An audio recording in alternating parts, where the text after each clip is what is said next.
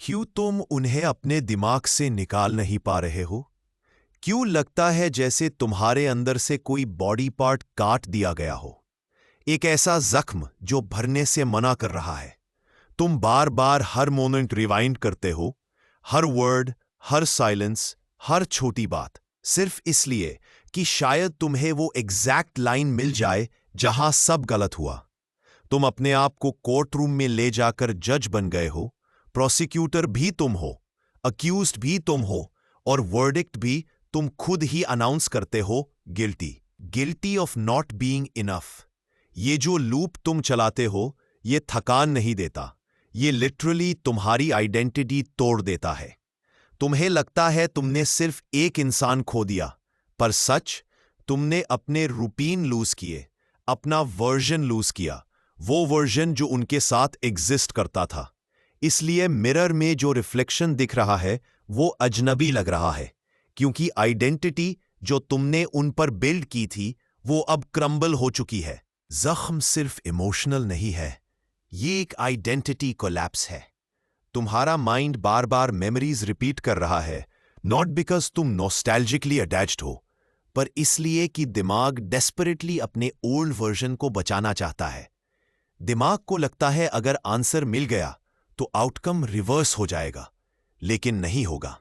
और अब सुन, ये ट्रुथ तुम एस्केप कर रहे थे। पेन लव के लॉस का मेजरमेंट नहीं है। पेन मेजर करता है कितना सेल्फ वर्थ तुमने उनके हाथ में दे दिया था। तुमने उनको अपनी लाइट बना दिया था, इसलिए जब वो चले गए, लाइट भी उनके साथ चली गई।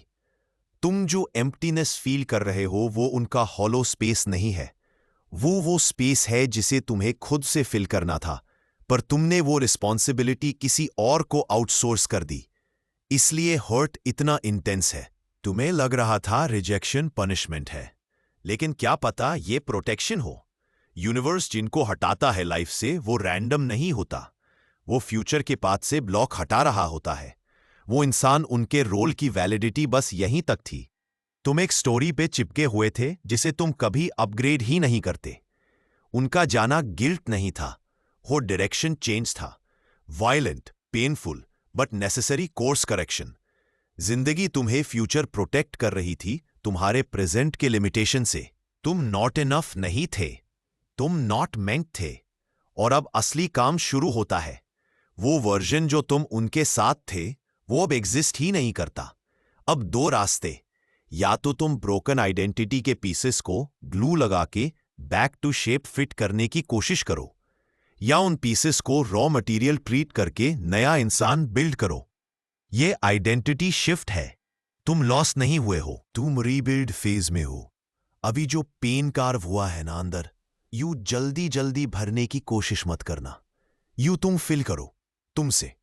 नए स्किल्स, नई अंडरस्टैंडिंग, नया विजडम, नई वैल्यूज। सेल्फ वर्थ को इस बार किसी को प्रूव मत करना, उसको बिल्ड करना।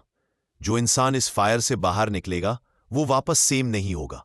ये लॉस नहीं था, ये फोर्स्ड अपग्रेड था। ओल्ड ऑपरेटिंग सिस्टम क्रैश हो रहा था और अपडेट इनेबल करने के लिए सिस्टम रीबूट जरूरी था। अब लास्ट पेज रीरीड करना बंद करो, नेक्स्ट चैप्टर लिखो। जो वर्जन तुम बनने जा रहे हो उस वर्जन के लिए ये हार्ट ब्रेक एक रिक्वायरमेंट था। उन्हें जाने दो, दिल में साइलेंटली थैंक यू बोल दो। उन्होंने पाथ क्लियर किया। तुम्हारी स्टोरी एंड नहीं हुई, बस प्लॉट बेटर हो गया। Now listen carefully.